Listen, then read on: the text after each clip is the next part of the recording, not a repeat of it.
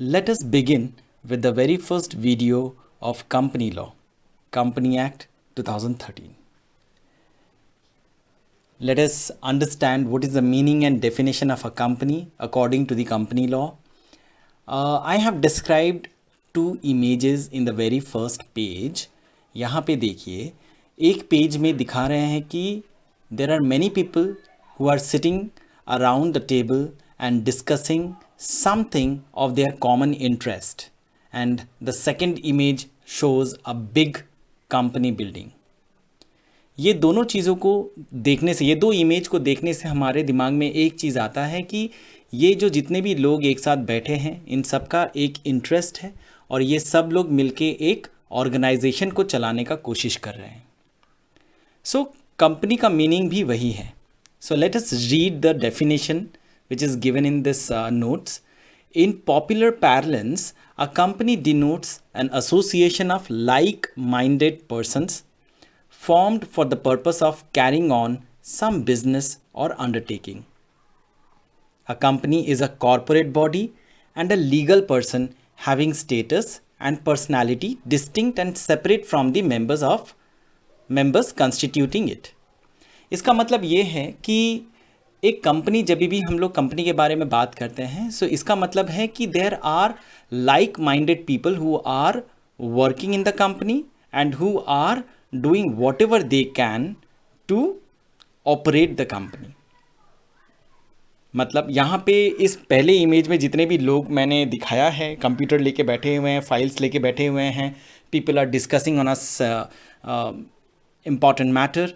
ये सब लोग यही चाहते हैं कि कंपनी को किस तरह से ऑपरेट किया जाए and how can we earn more and more profit by providing goods and services. A company is a corporate body and a legal person. मतलब कंपनी जो है ये एक लीगल पर्सन है, मतलब ये भी एक पर्सन ही है लेकिन लीगल पर्सन है.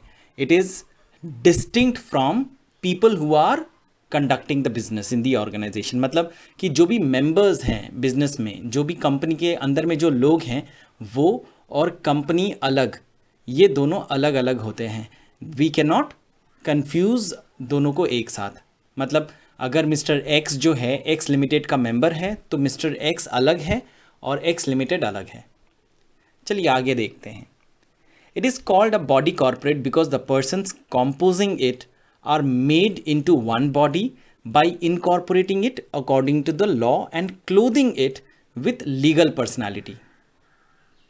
इसका मतलब है कि जो यहाँ पे जो भी बॉडी कॉर्पोरेट को बनाया गया है, या बॉडी कॉर्पोरेट हम लोग इसको इसलिए कहते हैं क्योंकि जो पर्सन्स इसको बनाए हैं वो लोग इसको इस तरह से बनाए हैं कि इसके ऊपर लीगल पर्सनालिटी को किस तरह से पहनाया जाए. The word corporation is derived from the Latin word corpus, which means body. Accordingly, corporation is a legal person created by a process other than natural birth. मतलब ये एक पर्सन है लेकिन ह्यूमन बींग नहीं है. ह्यूमन बींग का तो जन्म होता है, यहाँ पे ये पर्सन जो है इसका जन्म ह्यूमन बींग के जन्म के जैसा नहीं होता है. यहाँ पे पर्सन्स जो हम जैसे लोग हैं, वी क्रिएट दीज ऑर्गेनाइजेशंस और हम लोग इसको चलाते हैं. It is for this reason sometimes called artificial legal person. इसी वजह से इसको हम लोग आर्टिफिशियल लीगल पर्सन कहते हैं. इसीलिए एक लीगल पर्सन का जिस तरह से राइट्स होता है, लाइबिलिटीज़ होता है या ड्यूटीज़ होता है, सब कुछ एप्लीकेबल होता है इन केस ऑफ कंपनीज. कुछ नेचर एंड कैरेक्टरिस्टिक्स हैं इस कंपनी के होते हैं, हर कंपनी का होता है. हम लोग धीरे धीरे एक एक डिस्कस करेंगे. वी विल अंडरस्टैंड क्या है ये. चलिए देखते हैं. Since a corporate body, that is a company, is the creation of law, it is not a human being. It is an artificial juridical person that is created by law, and it is clothed with many rights, obligations, powers and duties prescribed by law. तो यहाँ पे ये जो body corporate है या corporate body, इसको हम लोग जो कहते हैं, ये क्रिएट किया जाता है लॉ के हिसाब से. हर कंट्री का अलग अलग लॉ होता है. हमारे देश में जो लॉ है कंपनी लॉ, हम लोग उस तरह से इस कंपनी को क्रिएट करते हैं. ये ह्यूमन बीइंग तो है नहीं, तो ये आर्टिफिशियल ज्यूरिडिकल पर्सन है. जुरिडिकल पर्सन का मतलब होता है जो लॉ के अनुसार क्रिएट किया गया है। It is clothed with many rights, मतलब इसको बहुत तरह के राइट्स दिए जाते हैं, ऑब्लिगेशंस भी है, मतलब उसको ड्यूटी भी काम भी करना पड़ता है, पावर भी है, अधिकार भी है, और कुछ ड्यूटीज़ जो लॉ प्रेस्क्राइब किया है उसको भी करना पड़ता है। The most striking characteristics of company are discuss below. कुछ कैरेक्टरिस्टिक्स हैं, कुछ फीचर्स हैं, इसको हम लोग एक एक करके डिस्कस करेंगे। देखिए मैंने यहाँ पे एक इमेज दिया है, इस इमेज में दिखा रहा है ये जो टेडी है, ये Teddy is the CEO of Teddy Fab Incorporation. सबसे पहला हमारा फीचर जो है कॉरपोरेट कैरेक्टरिस्टिक्स का, सबसे पहला फीचर्स हमारा जो है ये है लीगल एंटिटी। मतलब ये जो टेडी फैब इनकॉर्पोरेशन है और ये जो टेडी बेयर है, ये दोनों अलग अलग हैं, ये दोनों अलग अलग हैं, दोनों सेम नहीं हैं। मतलब टेडी फैब इनकॉर्पोरेशन जो है, वो जो कंपनी उसने बनाई है, वो कंपनी अपने हिसाब से काम कर सकती है, उसके अपने अधिकार हैं, उसके अपने राइट्स हैं, ऑब्लिगेशन है, सब कुछ है। ऐसा नहीं है कि टेडी, अगर कंपनी कोई गलती करती है तो टेडी को जेल हो जाएगा, ऐसा नहीं है। या फिर अगर कंपनी कुछ काम अच्छा करती है तो वो पूरी तरह से टेडी का क्रेडिट है, डेफिनेटली टेडी का क्रेडिट है, लेकिन ये दोनों अलग अलग हैं, आर्टिफिशियल पर्सन है, दोनों आर्टिफिशियल पर्सन होते हैं, और यहाँ पे टेडी नेचुरल पर्सन है। ठीक है, हम लोग थोड़ा डिटेल में इसको रीड करेंगे तो देखिए समझ में आएगा। सबसे पहला फीचर है हमारा corporate personality. A company incorporated under the act is vested with a corporate personality.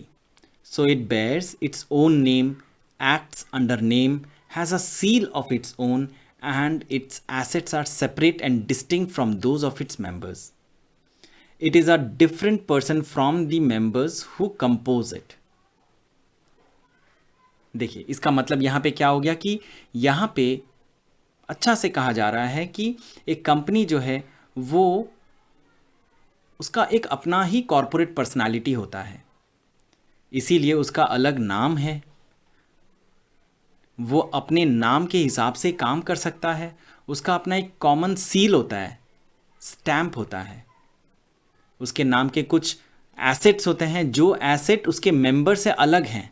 हम लोग स्पेसिफिकली बता सकते हैं कौन से एसेट कंपनी के हैं और कौन से एसेट मेंबर्स के हैं। It is a different person from the members who compose it. ठीक है, therefore it is capable of owning property, incurring debts, borrowing money, having a bank account, employing people, entering into contracts and suing or being sued। मतलब यहाँ पे इसका मतलब हो गया कि जो भी बॉडी कॉरपोरेट है वो केपेबल है प्रॉपर्टी को ओन करने के लिए, उधार लेने के लिए, बैंक में अपने नाम में अकाउंट खोलने के लिए, लोगों को अपने पास एम्प्लॉय करने के लिए, काम में रखने के लिए, किसी भी तरह के बिजनेस कॉन्ट्रैक्ट में एंटर होने के लिए, किसी के ऊपर लीगल केस दर्ज करने के लिए, कंप्लेंट दर्ज करने के लिए, या फिर कोई उसके ऊपर केस करे, कंपनी के ऊपर केस करे, ये सब वो कर सकता है। Its members are its owners, however they can be its creditors simultaneously. मतलब जो भी मेंबर हैं वो उसके ओनर तो हैं, लेकिन साथ ही साथ वो उसके क्रेडिटर भी हो सकते हैं। A share holder can not be held liable for the acts of the company even if he holds virtually the entire share capital. मतलब कभी मोस्ट ऑफ द सिचुएशन में एक शेयर होल्डर या फिर बहुत सारे शेयर होल्डर को responsible नहीं ठहराया जा सकता for the act of the company. जो कंपनी का एक्ट है वो कंपनी का एक्ट है, that is not act of shareholders. So since both of these parties are distinct, तो इसलिए even if एक ही शेयर होल्डर है पूरे कंपनी का, मतलब if I am the owner of the company, मैंने वो शेयर मार्केट में फ्लोट ही नहीं करवाया, मैंने मार्केट में वो शेयर इशू ही नहीं किया, सारे के सारे शेयर्स मेरे ही हाथ में हैं, मेरे ही पास है। I am the sole owner of the company and I hold all the shares in my name.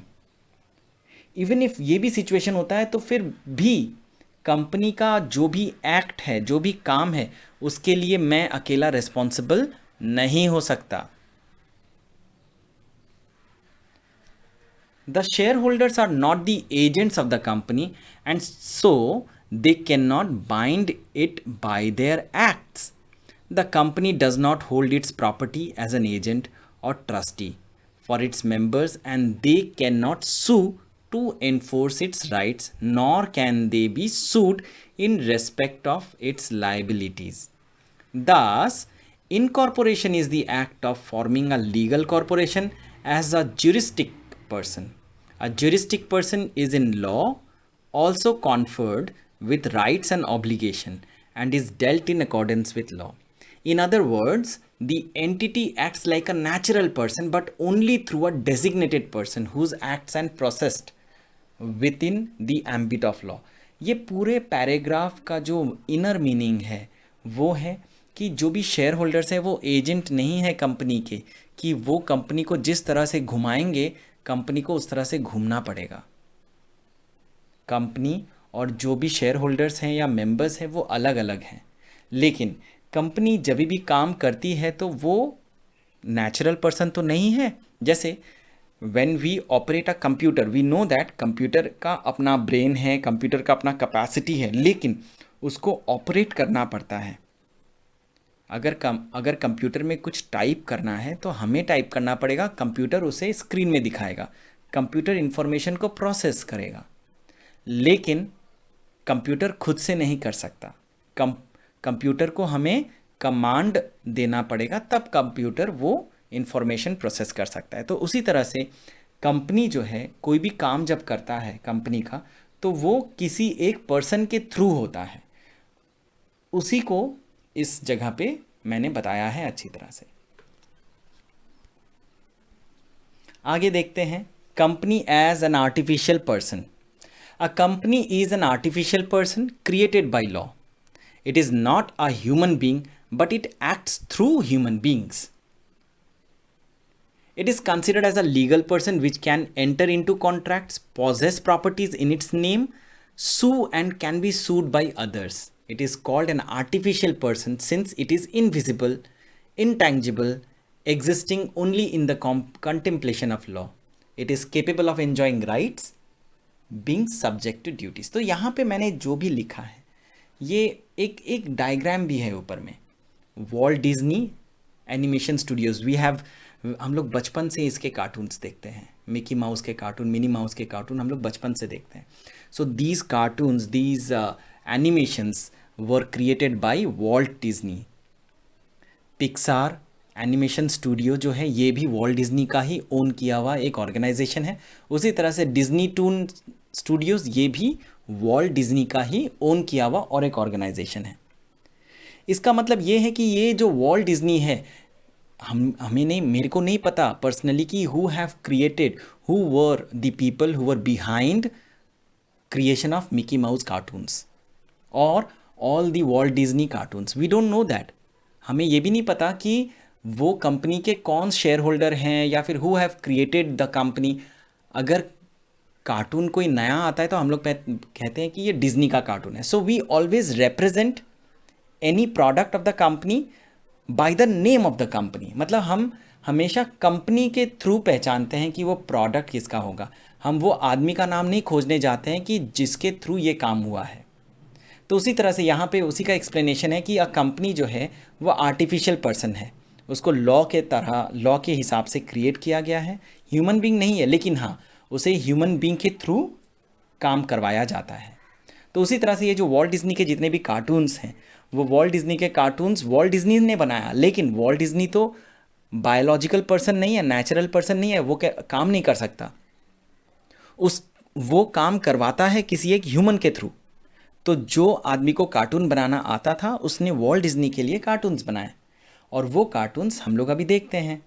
सो उसी तरह से it is considered as a legal person which can enter into contract. अब वॉल्ट डिज्नी देखो, Walt Disney ने Pixar studio बनाया, Walt Disney ने Disney Toon बनाया, Walt Disney कितने सारे चैनल में इसके कार्टून्स आते हैं। मतलब वॉल्ट डिज्नी जो है वो, Walt Disney by the way is the name of a person. हाँ, वो एक इंसान का नाम था जो जिसने वॉल्ट डिज्नी जिसने ये एनिमेशन स्टूडियो क्रिएट किया था बाय द वे।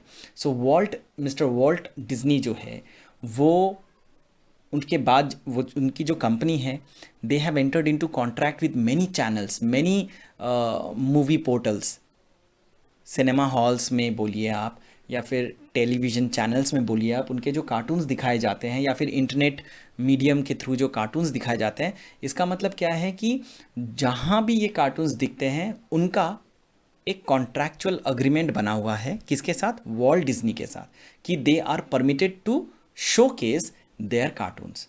इसका मतलब वॉल्ट डिज्नी जो है वो एक लीगल कॉन्ट्रैक्ट में घुस सकता है, उसका अपना प्रॉपर्टी भी हो सकता है। वॉल्ट डिज्नी के ऑफिस में आप जाओगे तो वहाँ पे चेयर टेबल मिलेगा, कंप्यूटर्स मिलेगा, ग्राफिक्स के बड़े बड़े स्टूडियोज़ मिलेंगे, है कि नहीं? सो वो अपने नाम पे प्रॉपर्टीज़ रख सकता है, उसका अपना नाम है, और वो किसी के ऊपर केस भी कर सकता है, कंप्लेंट भी कर सकता है, और कोई उसके ऊपर भी कंप्लेंट कर सकता है। ये जो कंपनीज़ हैं इसे हम लोग आर्टिफिशियल पर्सन कहते हैं। रीज़न ये है कि ये लोग पर्सन तो हैं, ये लोग सब कुछ कर सकते हैं, इनका अपना नाम है, दे कैन होल्ड प्रॉपर्टी, वो अपने नाम पे प्रॉपर्टी रख सकते हैं, वो किसी के साथ कॉन्ट्रैक्ट कर सकते हैं, उनके पास पैसे होते हैं, वो उधार ले सकते हैं, बैंक में अकाउंट खोल सकते हैं, लेकिन वो आर्टिफिशियल पर्सन है। क्यों? क्योंकि हम लोग उसे देख नहीं सकते, छू नहीं सकते। हमें बस पता है कि हाँ, Walt Disney is the name of the company, but क्या हम वॉल्ट डिज्नी कंपनी को छू सकते हैं? नहीं, ये तो कंपनी एक ऑर्गेनाइजेशन है, उसके ऑफिस में हम लोग जा सकते हैं, हम लोग उसको देख नहीं सकते, उस आदमी को नहीं देख सकते। We can see the office जहाँ पे वॉल्ट डिज्नी का काम होता है, राइट? चलिए, so company is not a citizen. अब ये लॉ के हिसाब से बताया गया है, सिटीजनशिप एक्ट है इंडिया का 1955, या फिर कॉन्स्टिट्यूशन ऑफ इंडिया में भी बताया गया है कि जो कंपनी है वो एक लीगल पर्सन है, लेकिन उसे हम सिटीजन नहीं कह सकते। चलिए आगे देखते हैं। Company has nationality and residence. Nationality and residence, देखिए ये बहुत इजी सा बात है। I have given few images here. Amul, the taste of India, we all know that what are the products that Amul make, right? हम लोग गूगल, हमेशा कोई भी सर्च करना होता है, कोई भी इंफॉर्मेशन हमें इंस्टेंट चाहिए, हम लोग फ़ोन में गूगल खोलते हैं एंड हम लोग टाइप करना शुरू कर देते हैं। फेसबुक सबके पास है, सब लोग फेसबुक का अकाउंट हम लोग मेंटेन करते हैं। वी ऑल सी एप्पल के फ़ोन्स क्या क्या होते हैं, एप्पल के लैपटॉप कैसे होते हैं, कोका कोला कभी ना कभी हम लोगों ने पिया ही है, पेप्सी भी हम लोगों ने पिया है, Microsoft is the most valuable company in the world. कोई भी विंडोज़ का लैपटॉप ले लीजिए, वो विंडोज़ जो है वो माइक्रोसॉफ्ट का प्रोडक्ट है, right? So I have shown here few images which are represented by different countries. जैसे अमूल जो है ये इंडियन कंपनी है, उसी तरह से फेसबुक हो गया, गूगल हो गया, पेप्सी हो गया, ये सारे अमेरिकन या विदेशों के कंपनियां हैं, और एप्पल, सिस्को, ये इंडियन कंपनी नहीं है, राइट? सो हम हमेशा ये कह सकते हैं कि हाँ, अमूल जो है वो भारतीय कंपनी है, इंडियन कंपनी है। मतलब क्या है कि जैसे मैं इंडियन हूँ, आप इंडियन हो, उसी तरह से एक अमूल जो ये कंपनी है वो भी इंडियन हो सकती है। इसका मतलब मतलब अमूल को हम लोग अमेरिकन कंपनी तो नहीं कह सकते, या चाइनीज़ कंपनी तो नहीं कह सकते, मेड इन चाइना तो है नहीं है, मेड इन इंडिया है, राइट? सो इसका मतलब क्या है कि एक कंपनी का नेशनलिटी होता है और उसका रेसिडेंस भी होता है। अगर नेशनलिटी है, नेशनलिटी का मतलब क्या है कि वो इंडियन कंपनी है या वो अमेरिकन कंपनी है, तो उसका कहीं ना कहीं तो रेसिडेंस भी होगा, कहीं ना कहीं तो वो कंपनी रहती है। कंपनी का रहने का मतलब है कंपनी का हेड ऑफिस जहाँ पे होता है, जहाँ से वो कंपनी का रजिस्ट्रेशन हुआ है, उस जगह को हम लोग कहते हैं कंपनी का रेसिडेंस, राइट? एक बार रीड करते हैं इसके डिटेल में इसको। दो it is established through judicial decision that a company can not be a citizen, company citizen नहीं हो सकती, ऊपर ही हम लोगों ने देखा अभी, yet it has nationality, domicile and residence. It was suggested that a body corporate has no domicile. It is quite true that a body corporate cannot have a domicile in the same sense as an individual. Domicile का मतलब होता है आप जिस जगह को अपना permanent address बोल सकते हैं। मैं कलकत्ता से हूँ, या मैं पंजाब से हूँ, या फिर मैं दिल्ली से हूँ, मैं ये कैसे कह सकता हूँ? क्योंकि मैं उस जगह पे जन्म लिया हूँ। सो सपोज़ मैं जिस जगह पे जन्म लिया हूँ या फिर जहाँ पे मेरा परमानेंट रेसिडेंशियलशिप है, उस जगह को मैं अपना डोमिसाइल कहता हूँ। तो उसी तरह से यहाँ पे कहा जाता है कि it was suggested that a body corporate has no domicile, उसका बॉडी कॉर्पोरेट का कोई डोमिसाइल नहीं है। It is quite true that a body corporate cannot have a domicile in the same sense as an individual, but by analogy with a natural person, the attributes of residence, domicile and nationality can be given to a body corporate. मतलब एक company का कोई permanent domicile नहीं हो सकता, मतलब उसका एक परमानेंट एड्रेस नहीं हो सकता, लेकिन जिस तरह से एक नेचुरल पर्सन का रहने का जगह हो सकता है या फिर एक नेशनैलिटी हम लोग एक नेचुरल पर्सन का जिस तरह से आइडेंटिफाई करते हैं, उसी तरह से अगर देखा जाए तो एक बॉडी कॉर्पोरेट को भी हम लोग उसका डोमिसाइल हम लोग आइडेंटिफाई कर सकते हैं कि वो किस जगह से है। आई होप क्लियर हुआ ये, ठीक है। रेस्ट ऑफ द फीचर्स मैं अगले वीडियो में बताता हूँ आप लोग को, ठीक है।